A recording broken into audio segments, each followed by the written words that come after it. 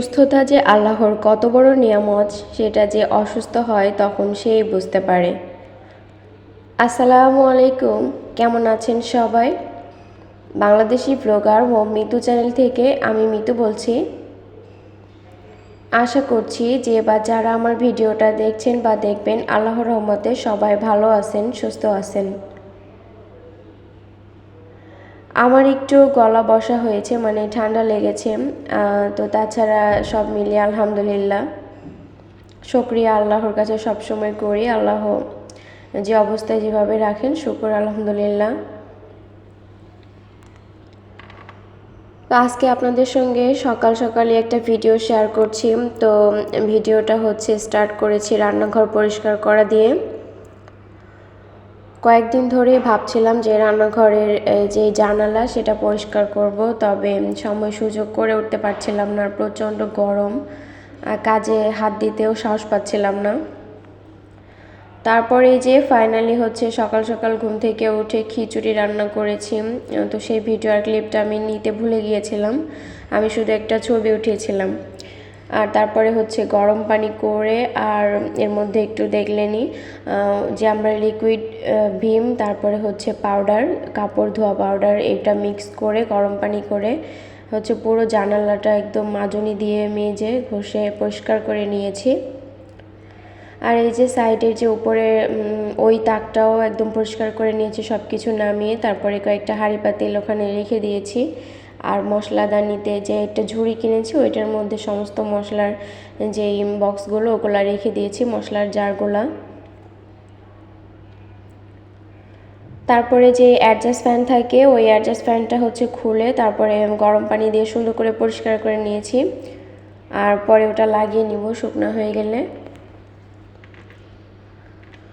তো এই কাজটা করার পরে না খুবই হালকা হালকা লাগছে, যে অনেক দিনের কাজটা আর কি করা হয়ে গেল, খুব ভালো লাগছে। আর তারপরে হচ্ছে কাজ করার পরে আমার হচ্ছে ড্রেসে অনেক ময়লা লেগে গিয়েছিল আর কি, পরিষ্কার করতে গেলে এটা তো ক্যামেরা বন্দি করতে যেমন কষ্ট, আর পরিষ্কার করতেও অনেকটা কষ্ট হয়। তো যার কারণে আমি হচ্ছে জামাটা চেঞ্জ করে নিয়েছি। আর আমার যেহেতু মেয়েকে কোলে নিতে হবে, ও ঘুম থেকে উঠলে ওকে খাওয়াতে হবে, সে কারণে আমি ড্রেসটা চেঞ্জ করে নিয়েছি।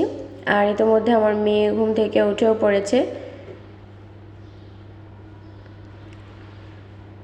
তো মেয়েকে এখন খাইয়ে দিব আর নিজেও খাবারটা খেয়ে নিব।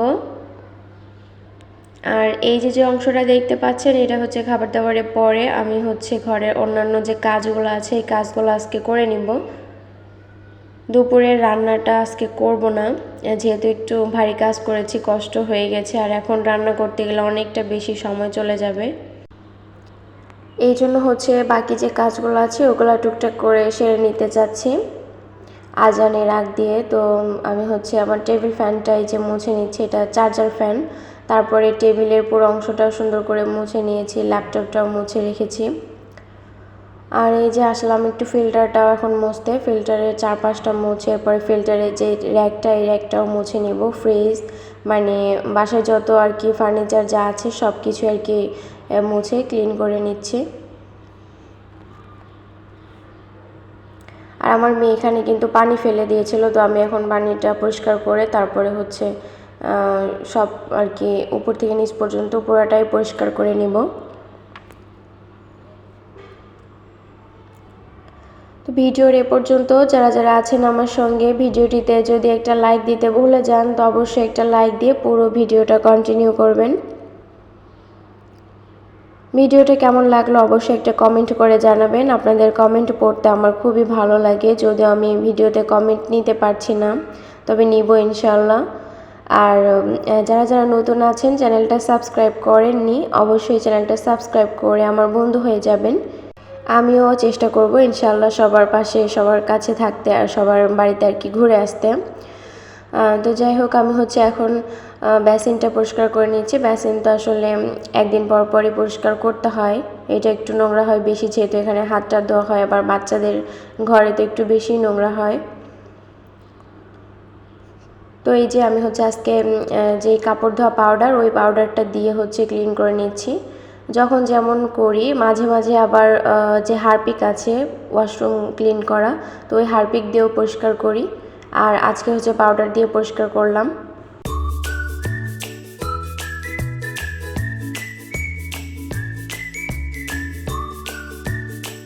এই সময়টা আসলে প্রায় আপুদেরকে বা আশেপাশের যে আত্মীয়স্বজন আছে তা প্রায় মানুষের কাছে শুনছি যে সব একটু কম বেশি আর কি অসুস্থ, জ্বর ঠান্ডা সর্দি লেগেই আছে। তো আমি যে আপুদের ভিডিও দেখি এর মধ্যে হচ্ছে লুবনা আপুরও শরীরটা খারাপ। তো সবার জন্য দোয়া থাকলো, সবাই আমার জন্য আমার ফ্যামিলির জন্য দোয়া করবেন। আসলে মানুষ যখন সুস্থ থাকে তখন বুঝতে পারে না, কিন্তু যখন অসুস্থ হয় তখন বুঝতে পারে যে সুস্থতা আল্লাহর দেওয়া কত বড় একটা নিয়ামত। তো আল্লাহ সবাইকে ভালো রাখুন, সুস্থ রাখুন, সেই দোয়াই সবসময় করি। আর আমি হচ্ছে আজকে দুপুরে যেহেতু রান্না করিনি, তো বিকালে আর কি দুপুরে মেয়েকে ঘুম পাড়িয়ে যে সময়টুকু পেয়েছি ওই সময়টুকুর মধ্যে আমি তরকারিটা কেটে কুটে রেডি করে নিয়েছি। আর এখন হচ্ছে আমি আসরের নামাজটা পড়ে এরপরে রান্নাঘরে চলে আসছি রান্না করার জন্য। তো প্রথমে হচ্ছে আমি কুশিনাজ ভাজি করেছি, এটাকে আমরা কুশি বলি, কুশিনাজ বলি আর কি। ওটা ডিম দিয়ে ভাজি করলে বেশ ভালো লাগে। আর এখানে হচ্ছে সিম, তারপরে আলু আর হচ্ছে পটল ছিল কিছু, অল্প কিছু, এগুলা দিয়ে হচ্ছে একটা মাছের তরকারি করব, আর ওই মাছ দিয়ে। আর আমার হাজব্যান্ড যেহেতু শুধুমাত্র রাতেই খায় সেই কারণে কিন্তু আমাদের বেশি একটা রান্নার প্যারা লাগে না, আর মাছও অল্প দিলে হয়ে যায়। তো আজকের ভিডিওটা এ পর্যন্ত রাখছি। সবাই ভালো থাকবেন, সুস্থ থাকবেন। আল্লাহ হাফেজ, আসসালামু আলাইকুম।